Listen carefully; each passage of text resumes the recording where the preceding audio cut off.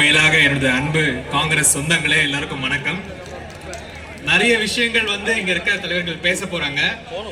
ஆனா சில கதைகளை, ஒரு குட்டி கதையை மட்டும் உங்களுக்கு சொல்லணும்னு நான் விருப்பப்படுறேன். அதாவது இந்த ஓட்டு திருட்டு, இது இத பத்தி ஒரு சின்ன ஒரு கதை ஒண்ணு இருக்கு. அதாவது இவிஎம் பத்தி ரொம்ப நாள் நம்ம கம்ப்ளைண்ட் பண்ணிட்டே இருந்தோம். இது சரியில்லை, இதை பாருங்க, இது சரியில்லை பாருங்க. ஒரு தடவை நம்ம போய் கம்ப்ளைண்ட் பண்ணும்போது எலெக்ஷன் கமிஷன் என்ன சொல்லுவாங்கன்னா, நாங்க ரொம்ப பெர்ஃபெக்ட்டுங்க, எங்க கிட்ட எந்த குறையுமே கிடையாது, நீங்க எப்படி பார்த்தாலும் எங்க கிட்ட குறைய கண்டுபிடிக்க முடியாது, நீங்க எல்லாத்தையும் சரி பண்ணிக்கோங்க. இதே பதிலை திரும்ப திரும்ப திரும்ப நமது தலைவர்களுக்கு இந்த எலெக்ஷன் கமிஷன் சொல்லிட்டே வந்தாங்க. நம்மளும் வேற வழி இல்லாம திரும்பி வந்துருவோம். அப்போ கர்நாடகா எலெக்ஷன் நடந்தது. அப்போ இதே மகாதேவபுரா கான்ஸ்டிட்யூன்சில ஒரு விஷயம் ஏற்பட்டது. இப்போ இல்ல, இந்த மாநில தேர்தல் நடக்கும் பொழுது அப்போ என்ன நடந்ததுன்னா, ஒரு நியூஸ் வந்தது. கர்நாடகால இருக்கிற அந்த பிபிஎம்பின்னு சொல்லப்படுற கார்பரேஷன் ஒரு ஏஜென்சியை அமிச்சு வீட்டுக்கு வீட்டு போய் சர்வே எடுக்கிறாங்க. என்ன சர்வே எடுக்கிறாங்கன்னா, வீட்டுல எத்தனை பேர் இருக்காங்க, யார் இருக்காங்க, என்ன இருக்காங்கன்ற ஒரு சர்வே. அதை யார் எடுக்கிறாருன்னு கேட்டா ஒரு தனியார் ஏஜென்சி.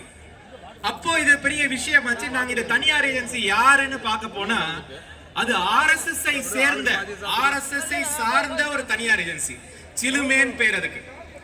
இது யாரா உங்களுக்கு என்ன கான்ட்ராக்ட் கொடுத்தாங்க, நீங்க ஏன் இந்த வேலையை பாக்குறீங்கன்னா அதுக்கு பதிலே இல்லை.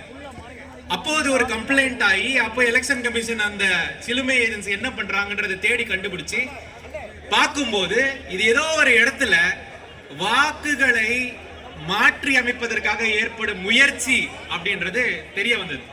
உடனே அதை நிறுத்தி அந்த எலெக்ஷன் ரோல மறுபடியும் ரிவைஸ் பண்ணாங்க. அப்பதான் எனக்கு ஒரு விஷயம் புரிஞ்சது. இத இவங்க ஆர்கனைஸ்டாவே பண்றாங்க. இப்ப பிஜேபி இந்த வாக்கு திருட்டை, ஓட்டர் லிஸ்ட மேனிபுலேட் பண்றதன் மூலம் ஆர்கனைஸ்டாவே பண்றாங்கன்றது அப்பவே வெளிப்பட்டது.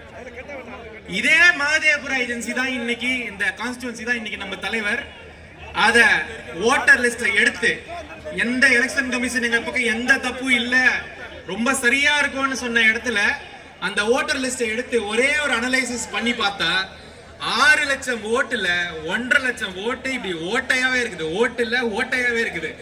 அப்படின்ற விஷயத்தை நாட்டுக்கே தலைவர் காட்டினதுக்கு அப்புறம் தான் இந்த எலெக்ஷன் கமிஷன் இப்போ வாயே திறக்கிறது இல்லை.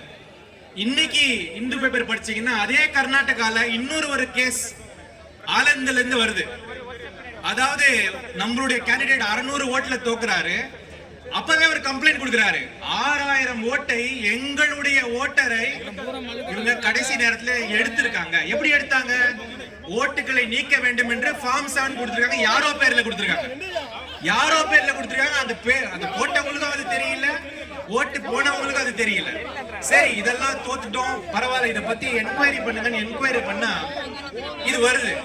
அந்த என்கொயரி பண்ற சிஐடி எலெக்ஷன் கமிஷன் டேட்டா கேக்குறாங்க.